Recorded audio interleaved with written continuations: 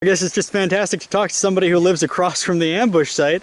What do you know about the ambush, and what's the kind of breakdown of it? So it is great living across from the ambush site. There's people visiting here. I won't say every day, but definitely every Saturday, Sunday, there's people coming from Wicklow, Cork, down from the north of Ireland, coming here to see where the ambush actually happened. There is another site down the road in Menard itself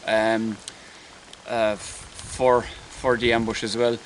The ambush, it came from Jimmy White's pub, came up this way. It was guarded by two RIC constables, and when they came to this gate here, the volunteers, the 8 volunteers and the scout, they stopped the horse in their tracks, and they asked them obviously to lower their arms, but when they didn't lower their arms, and according to the volunteers, they aimed their rifles at them, they were shot. Only 1 month after the end of fighting in the European theater, the British were celebrating their victories, and to their shock, Republican Sinn Féin won the majority of seats in December of 1918. Abstentionism essentially said, we don't recognize the British government's control over us, so we're going to amend the Republican Constitution of the Easter Rising of 1916, and on the 21st of January 1919, this was made official with a Declaration of Independence. However, unbeknownst to them, over in Dublin, here in Soloheadbeg, an ambush was taking place. See, men in this village had already joined the Irish Republican Brotherhood, and there were quite a few people in this local village which were calling themselves, as they did throughout the country, the Irish Republican Army, because it was very obvious that the government was ruling Ireland at the chagrin of the British, and if you're ruling a sovereign state, why not have an army? You might say the ambush at Soloheadbeg wasn't as dramatic as a movie or a novel might make it out to be. At the end of the day, it was 2 RIC officers from the local community being gunned down by 10 men that ambushed them from the side of the road. They didn't even have a firing chance. If they pulled the trigger, their weapons wouldn't have gone off, and one of them didn't even have a magazine in his weapon. However, when some members of Republican Sinn Féin asked Michael Collins to tone down this sort of guerrilla activity, I believe he said something along the lines of, I'm in the business of winning wars, not of fighting them. And I think that that applies very well to the ambush here at Soloheadbeg. And let's explore a little bit more about this ambush here today. And the gelignite was taken, and the 2 guns, and they obviously left the detonators behind, but I think they got them back through the council worker. I think it was in one of the pockets of the council workers, and they got that back. So yeah, I believe Sean Tracy's house, he lived just half a kilometre through the fields that way. The house is still there, but it's kind of in ruins. The roof is caved in. And Dan Breen lived his later years down the road here to the Forge, it's called, and at the Forge it's gone now. The ruins are still there of it, and just after Gleason's quarry, that's where Dan Breen spent his later years. Just after the quarry that they were bringing the Gelgonite to? Yeah, to the quarry where Dan Breen's brother worked, and that's where they got the information, the inside information that there was going to be Gelignite going to be taken to the quarry that day. So these 10 men crouched here as part of the new IRA on a rainy day in January 1919. They were commanded by a man named Seamus Robinson, who actually led the 9 troops underneath him. Their informants and planners were Dan Breen, whose brother actually worked at the quarry about 100 yards up the road, and his brother told him that 2 Black and Tans, a Royal Irish Constabulary, would be coming there with 2 quarry workers to transport about 160 pounds of gelgonite, which the IRA really needed for their operations. And they were also led by Sean Tracy, who was a young volunteer in the Irish Republican Brotherhood and who was very well versed on organizing because he'd taken part in quite a few actions already. Now, as these men came down the road, it was raining, and I've heard some stories say that they pulled their rifles and were forced to shoot. That is true. One of them did not have a magazine in it, and the other was loaded in such a way that it wouldn't have fired anyway. And as these 10 men are shouting, drop your weapons, the 2 RIC jump behind the cart that they are carrying the gelgonite on and are shot where they stand. And across from this old Norman fort, or what looks like a Norman fort in South Tipperary, is the cemetery where Dan Breen is buried. You'll remember his brother worked at the quarry, and according to the man who lived across from the ambush site, he said that perhaps the ambushers would have said that they put the brother there to work there so he could be an informant. And Dan Breen was one of the chief organizers of that ambush. We'll find his grave here.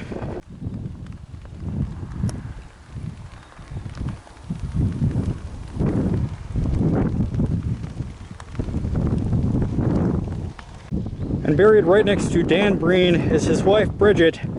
I wasn't able to locate the house. Some people say that the house might have been demolished, but that didn't seem to be the case to the local we talked to. But there's many popular photos of Dan Breen and his wife, Bridget, taken behind the house. And I think it's interesting her grave says that she was a member of Cumann, and I'm probably pronouncing that horribly, horribly wrong. In a very apt place overlooking the hills of Southern Ireland. Or the south of Ireland, rather. Now, they were hoping for 6 RIC constables because 6 would have been a bigger number than 2, and it would have looked a lot better, you know, than killing 2. But they were still, it was the first shots of the War of Independence. And they, as the Dáil met for the first time in Dublin. Yeah, do you think that there was any coordination between them, or they said they acted on their own, right? Yeah, they did act on their own because afterwards they were told one-way ticket to America, but the volunteers didn't want to go. And they stuck around, and they were hoping that it was going to lead to more fighting and more independence. I suppose it took a couple of weeks, couple of months, but inevitably it did. One of the men often overlooked in narratives about the Soloheadbeg ambush is Sean Treacy, who's buried here behind me. That's because Dan Breen was one of the main organizers. He survived the Irish War of Independence, and he was the one to go on to tell the story. In reality, the chief planner of this operation was a young man named Sean Treacy. Now, Treacy, as a very young boy, joined the Irish Republican Brotherhood. This changed its name to the Irish Volunteers, and by January 1919, with a new government in Sinn Féin that was not answering to the call of London, they said, well, we might as well call ourselves the Irish Republican Army. And so after this ambush takes place, you have 2 chief organizers, Dan Breen and Sean Treacy. Well, those 2 men here, that Sean Hogan, who joined them on that ambush, he'd been arrested, and he was on a train headed south to Cork. They team up with Sean Treacy, Dan Breen, and 2 other men from Soloheadbeg. They rescue him from the train, and in the shootout, they kill 2 black and tans, but make off with young Sean Hogan. Seeing this, Michael Collins says, I like this guy. I'm going to take him and approach him with an offer. You can join the squad. Now, Michael Collins' squad, these were people that were supposed to go to Dublin and take out British politicians placed in charge of ruling over the Irish people. He was supposed to kill the Lord Lieutenant of Ireland.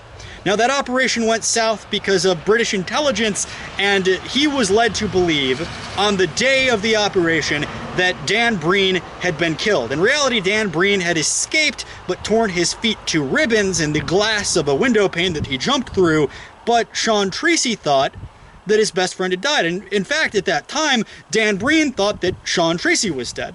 So he lingered behind in the building, and very soon after, the Black and Tans and the British Army and police, they moved on the building, and in the resulting shootout, 2 Black and Tans were killed, along with a couple of civilians and Sean Treacy and 2 other IRA members.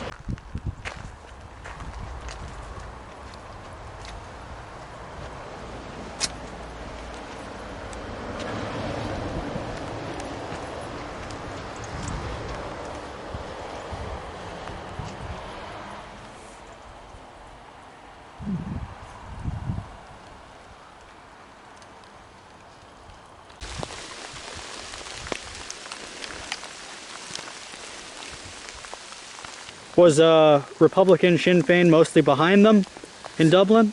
There was some definitely delighted. I think Dan Breen stated that Michael Collins was secretly delighted that they did do it, but obviously they couldn't say it on record because it wasn't sanctioned by the government at the time. Well, Collins hired Treacy as I think he went to the group or the squad? Yeah, that's right. Yeah, they were the only ones with armed experience. They were the only ones who had committed murder, and that's what Michael Collins wanted, was people to go out and commit murder for him. So the only experience was the lads here in Tipperary. So definitely they were part of the squad. Dan Breen, Sean Tracy, Seamus Robinson and Sean Hogan. So all four of them? Yeah, all four of them were part of it, yeah. Well, I don't mean to keep you out here in the rain for too long, but thank you.